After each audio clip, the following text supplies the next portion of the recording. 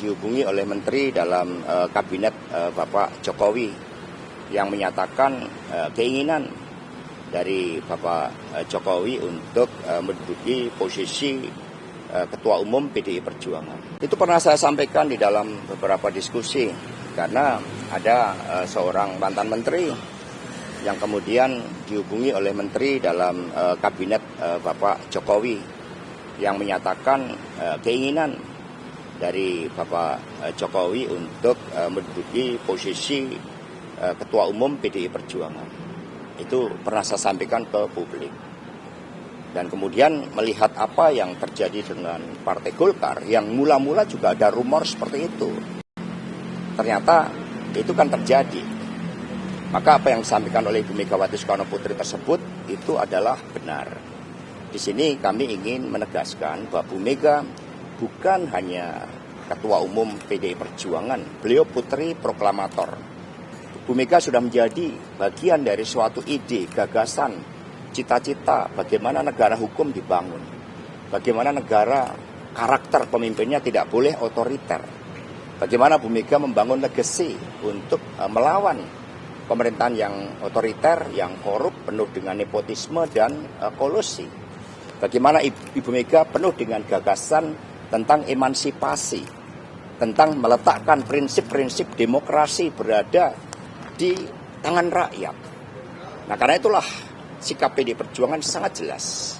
Ketika ada pihak-pihak yang mencoba secara langsung ataupun tidak langsung menggunakan kekuasaannya untuk mencampuri kedaulatan PDI Perjuangan yang dijamin oleh konstitusi, oleh undang-undang, ya maka seluruh jajaran partai dengan militansi tinggi, dengan pertaruhan jiwa raga, siap akan membela Ibu Mega dengan seluruh gagasan-gagasannya itu.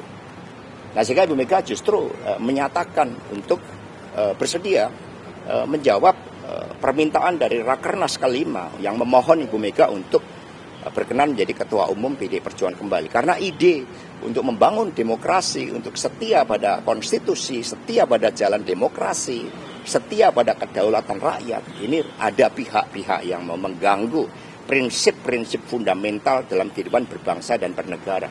Apalagi ini menjelang 17 Agustus yang merupakan peringatan bahwa kemerdekaan Indonesia ini membangunkan jiwa-jiwa rakyat Indonesia agar merdeka, berdaulat, untuk tidak mampu ditekan oleh siapapun yang mencoba menyelewengkan semangat 17 Agustus tersebut. Percobaan mengambil alihan ketum PDIP itu kapan sih? Ya, semuanya kan dari rumors yang kemudian muncul menjadi bisikan-bisikan, lalu muncul menjadi suatu gerakan. Kan kami juga belajar dari partai politik lain. Kedaulatan partai itu dilindungi oleh konstitusi. Kami warga negara yang sah, kami partai yang sah, sehingga pemilu kada pun sekarang sepertinya itu mau digeser hanya untuk kekuasaan itu. Mas, ini momentum Bu Mega mengatakan akan penjagalan partai atau PDIP ini karena melihat momentum Golkar yang sekarang diguncang gitu. Jadi itu bisa membuktikan apa yang disampaikan Bu Mega itu benar gitu. Itu momentum suara kebatinan, suara nurani yang bening. Itu momentum ketika kami mempersiapkan pemimpin-pemimpin dari rakyat dan kemudian ada yang mencoba untuk mengganggu. Di antara calon kepala daerah yang diumumkan kemarin, calon wakil kepala daerah itu ada sosok yang mulai berkarir di PDI Perjuangan itu sebagai office boy. Kemudian dia belajar manajemen, belajar komputer, mengambil S1, S2, akhirnya terpilih sebagai anggota DPR RI dan sekarang mau meranding ya sebagai salah satu pimpinan kepala daerah. Ini menunjukkan bahwa PDI Perjuangan menempatkan pilkada itu sebagai proses dari arus bawah agar setiap warga bangsa bisa menjadi pemimpin dan tidak boleh ada pihak manapun yang mengganggu hanya karena kepentingan pemilu 2029. Mas, kemarin kan Pak Ahok bilang seharusnya pilkada ini untuk koalisi partainya dibatasi gitu agar tidak rombongan gitu partai yang koalisi. Nah, ini menurut Mas Hasto sendiri senada dengan? Ya, prinsipnya kedaulatan rakyat harus dihormati.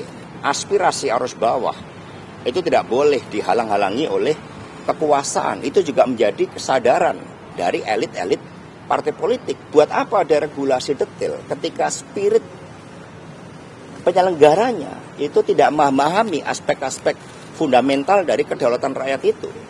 Lalu pemilu secara langsung mencoba untuk diakal-akali dengan pendekatan kekuasaan, dengan intimidasi hukum. Ini yang harus kita hadapi bersama-sama karena ini demokrasi kita, ini masa depan kita, ini kebebasan kita untuk berserikat, berkumpul, dan bersuara. Gitu dengar ini akan diambil nih kayaknya PDI Perjuangan. Saya mau jadi ketua umum lagi.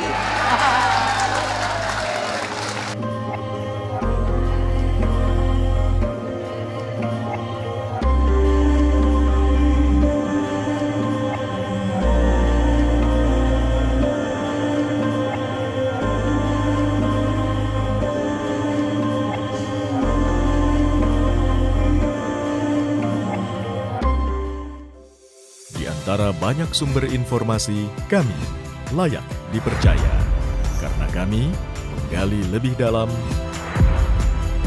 berpihak pada kebenaran,